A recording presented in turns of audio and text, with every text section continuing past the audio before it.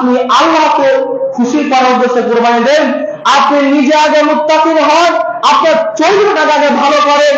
আল্লাহ পাক রব্বুল আলামিন পবিত্র কোরআনের মধ্যে বলেছেন, ফাসাল্লি লিরাব্বিকা ওয়ানহার, তোমরা আগে নামাজ আদায় করো, সারা পৃথিবীর মানুষ তোমরা আগে নামাজ আদায় করো, ওয়ানহার, তারপরে তোমরা কুরবানি করো। যদিও আল্লাহ পাক রব্বুল আলামিন এখানে ঈদের নামাজের কথা বলেছেন, তবুও আপনাকে 5 ওয়াক্ত নামাজি হতে হবে। যদি আপনি 5 ওয়াক্ত নামাজি না হন, তাহলে আপনার কুরবানি কবুল হবে। আমি হাদিস কোরআন থেকে পাইনি, আপনাকে আমি হাদিস কোরআন অনুবাদ করে বলতে চাই। আল্লাহ পাক রব্বুল আলামিন পবিত্র কোরআন মাজিদের মধ্যে বলছেন, ফাসাল্লি লিরাব্বিকা ওয়ানহার, তোমরা আগে নামাজ আদায় করো, সারা পৃথিবীর মানুষ আগে তোমরা নামাজ আদায় করবে, ওয়ানহার, তারপরে তোমরা কুরবানি করবে। আল্লাহ পাক রব্বুল আলামিন আমাকে আপনাকে আগে নামাজ আদায় করার কথা বলেছেন। কুরবানি তো আমরা সকলে করছি, কুরবানি ফরজ না, আপনাকে বারবার বলতে চাই, কুরবানি ফরজ নয়, কুরবানি ফরজ নয়, তবে আপনার জন্য নামাজ ফরজ, আপনার জন্য নামাজ ফরজ। আপনাকে যে কোনো মূল্য হোক না কেন, আপনাকে নামাজ আদায় করা লাগবেই লাগবে। আপনার সমর্থ নয়, আপনার সমর্থনে কুলাচ্ছে না, আপনি কুরবানি করবেন না। আপনার সমর্থনে কুলাচ্ছে না, আপনার টাকা পয়সা নাই, আপনি কুরবানি করেন না, আপনার পাপ হবে না, আপনার কুরবানি না করলে পাপ হবে না। কিন্তু যদি আপনি নামাজ আদায় না করেন, আপনাকে পাপী হতেই হবে। যদি আপনি নামাজ আদায় না করেন, তাহলে আপনার পাপী হতেই হবে। আপনাকে যে কোনো মূল্য হোক না কেন, আপনি নামাজ আদায় করতেই হবে, তারপরে আপনি কুরবানি করবেন, তাতে কোনো অসুবিধা নেই। আপনি নামাজ আদায় করবেন, তারপরে কুরবানি করবেন, এই কথা আল্লাহ রাব্বুল আলামিন পবিত্র কোরআন মাজিদের মধ্যে বলছেন। তারপরে আল্লাহ নবী করিম সাল্লাল্লাহু আলাইহি সাল্লাম বলছেন, চলুন দেখি আজকে আমরা কুরবানি করছি, আমাদের কুরবানি আল্লাহ রাব্বুল আলামিনের কাছে কবুল হচ্ছে কিনা আপনি এই হাদিসটি অনুবাদ শুনে আপনি বুঝতে পারবেন।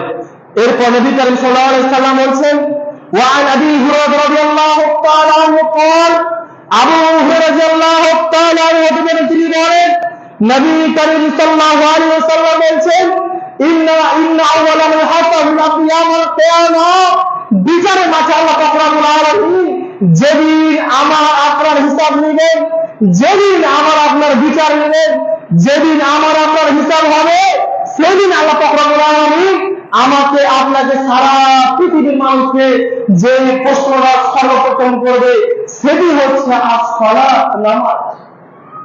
রাসূল সাল্লাল্লাহু আলাইহি সাল্লাম বলছেন, হাদিস সহিহ হাদিস, রাসূল সাল্লাল্লাহু আলাইহি সাল্লাম বলছেন, কিয়ামতের মাঠে আল্লাহ পাক রব্বুল আলামিন যেদিন আমার আপনার হিসাব নেবেন, যেদিন আমার আপনার বিচার হবে, সেই দিন সর্বপ্রথম আমার আপনার হিসাব হবে নামাজের। যদি আপনার আমার নামাজের হিসাব ঠিক হয়, যদি আপনি নামাজ পৃথিবীতে পড়ে থাকি, যদি কিয়ামতের মাঠে আল্লাহর সামনে যখন আমাকে দাঁড় করাবেন, যখন আল্লাহ পাক রব্বুল আলামিন আমাকে আপনাকে প্রশ্ন করবেন, সেই সর্বপ্রথম প্রশ্নটা হচ্ছে নামাজের প্রশ্ন।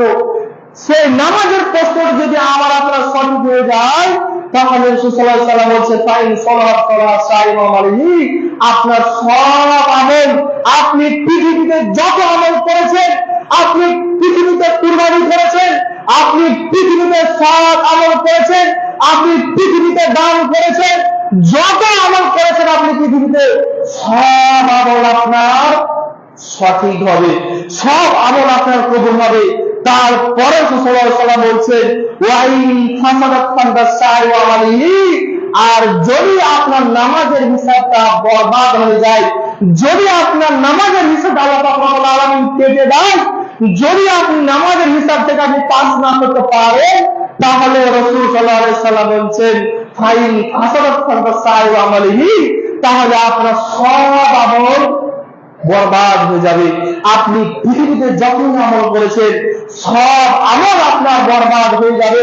আপনি পৃথিবীতে দামি কুরবানি করেছেন, আপনি পৃথিবীতে একা একটি 50,000 টাকা দামের গরু কিনে কুরবানি দিয়েছেন।